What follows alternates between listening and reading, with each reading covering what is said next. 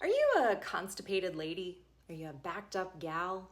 If your answer is yes, all the time, or even yes, sometimes, this video is for you. I'm Kelsey Ale. I'm a certified functional nutritionist, a restorative wellness practitioner, and I help women learn how to heal their gut, age well, and love doing it. And today we're talking about constipation causes that can specifically impact women. By the way, if you want more information on gut health, women's health, and healthy aging, go ahead and subscribe to my channel and make sure you hit the bell to be notified when I post a new video. So let's start by talking about the definition of constipation and what it might look like, and then we'll dive into some why it's happenings and how to fix it. So constipation is generally considered to mean passing fewer than 3 stools a week or having a difficult time passing stool. When you're constipated, your poop is dry and hard, it might be painful, and you don't feel like you've fully emptied your bowels when you're done going to the bathroom. You may also have read some places that it's totally fine to poop once a week as long as it's your normal schedule, but I tend to really disagree with that because if you're eating food on a daily basis, then you're consistently putting matter into an open-ended system because our digestive tract is a tube. And if that matter isn't moving out the other end of the tube, then it's just building up, and so are all of the waste materials it's supposed to be flushing out of our body. Your schedule is your own and every body is different, and I propose that it's ideal to poop at least once a day to get rid of the matter you put into your system about 48 hours ago and keep everything moving efficiently. And side note, even if you are going once a day, if your poop is hard and dry and it's hard to get out, you may still be constipated. I want to add that constipation in women can be particularly concerning because of the role it plays in hormone balance. When we poop, part of what we're flushing out of our system is spent hormones. And if you're not pooping regularly or you're not pooping well, those spent hormones are backing up in your system and they can contribute to some hormonal imbalances. So if for no other reason, good pooping is one key to keeping your hormones balanced. So if you know you're constipated or you think you could be pooping more regularly and with more ease, let's dive into some reasons why that might not be happening for you right now, and then we'll talk about what you can do about it. One of the first surprising causes of constipation in women can be mineral deficiency.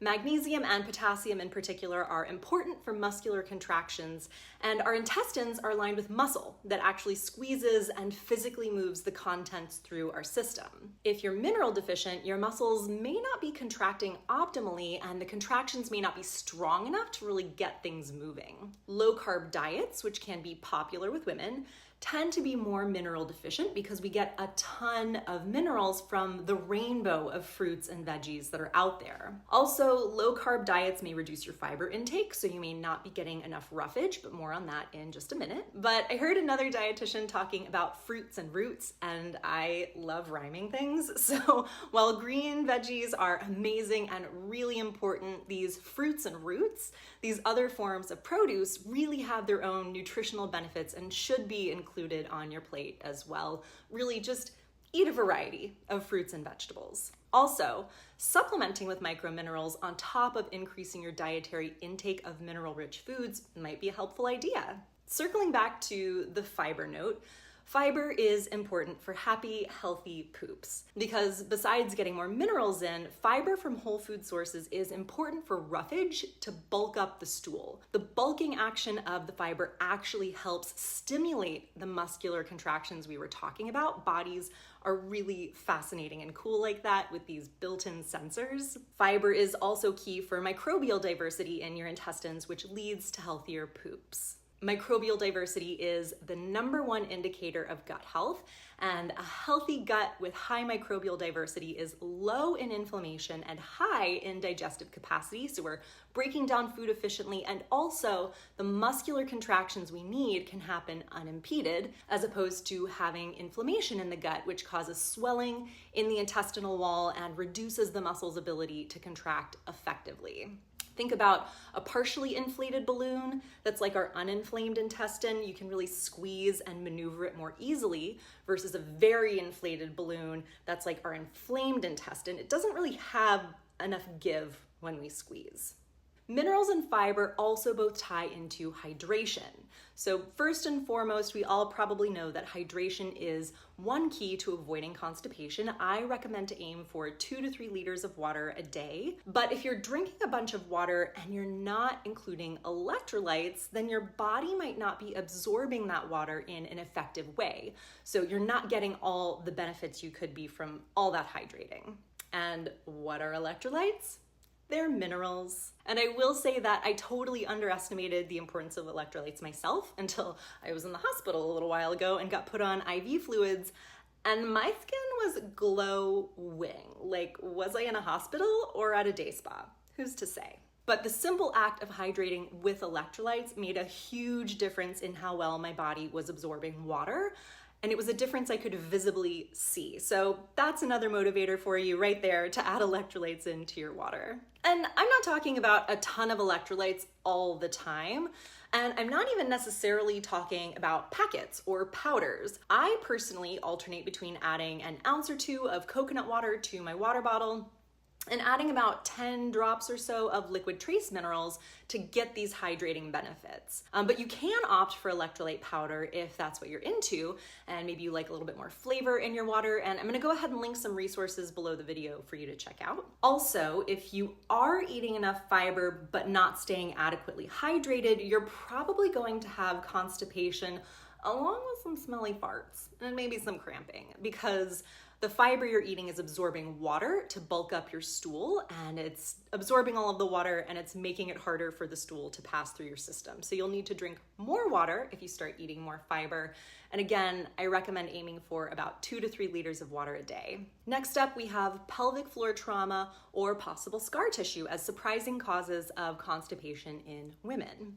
Scar tissue is a slightly more straightforward physical cause that can result from injury or surgery to the abdominal area and pelvic floor area. Previous pelvic surgery is the most common cause of scar tissue in this area, but complications from pelvic infections like PID or pelvic inflammatory disease, or more advanced stages of endometriosis can also lead to scar tissue in the pelvic area. I think of pelvic floor trauma a little differently. I think of pelvic floor trauma as something that may have initially started as a physical experience, but it's led to a psychosomatic or energetic holding and contraction of the muscles.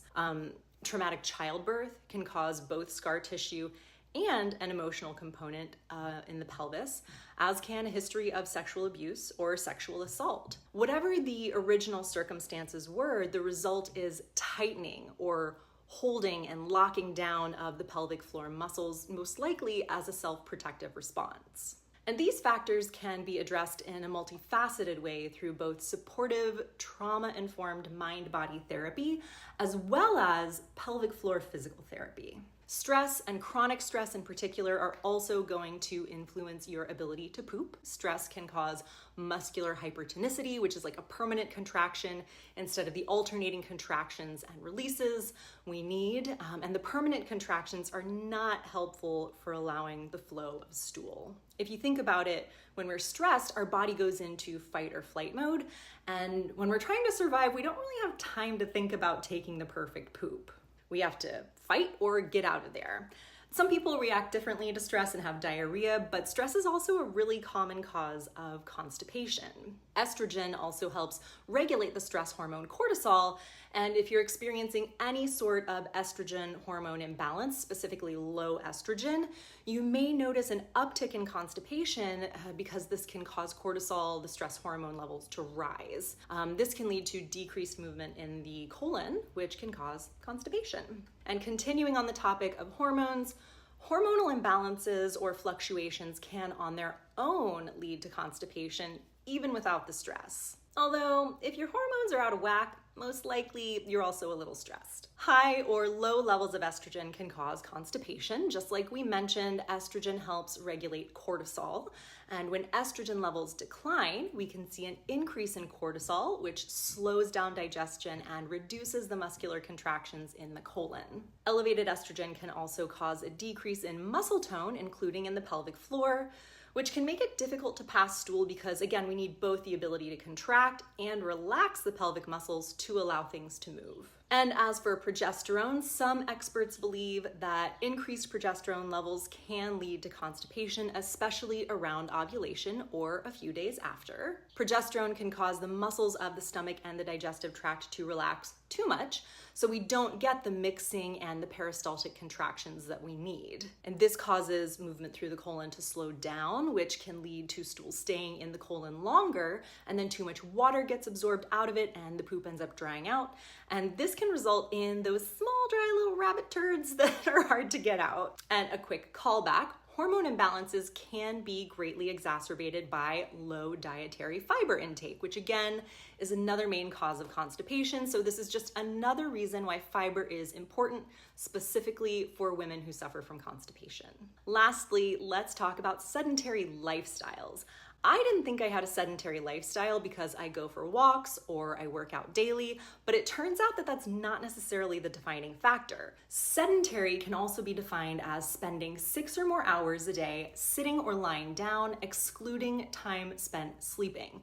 And so many of us work at computers and commute or drive a lot. So take breaks and get up every 1 to 2 hours to move your body, especially if you're working at a desk all day. Body movement encourages peristalsis, that contraction of our intestinal muscle, and this literally moves matter through our system. So movement supports movement in this case. And it doesn't have to be vigorous exercise. It can be stretching and gentle movement also, especially twisting movements that compress each side of the colon to encourage movement through the colon. So there you go. We have 7 surprising causes of constipation in women. You may have a mineral deficiency or you're not getting enough fiber in your diet. You may be dehydrated because your body isn't getting enough water or it's not absorbing enough water efficiently. Maybe pelvic floor trauma or some scar tissue buildup in the area is contributing to constipation. You may be stressed out, or you may have hormone imbalances that are contributing to your inability to poop well. Lastly, you may be a little bit more sedentary than you realize. So make sure you're eating the rainbow of fruits and veggies to get fiber and minerals, hydrate well, and do what you can to start to reduce stress as a start to try to relieve constipation. Beyond that, some pelvic floor physical therapy and somatic trauma therapy might be helpful, along with exploring hormone testing and other hormone rebalancing solutions if you think that a hormone imbalance may be at play. I hope this video has been helpful. Let me know in the comments if you're having some specific symptoms you're trying to clear up, or just in general, what brought you to this video. I'm always really curious. If you liked this information and want to learn more about supporting your gut health and building the right habits for aging well as a woman, make sure to subscribe to my channel and hit the bell to be notified when I post a new video. Also, if you could give us a like on the video, it helps out my channel a lot. So go ahead and give it a thumbs up, share it with your friends, and thanks for watching. Remember, hydrate and subscribe, and I'll see you next time.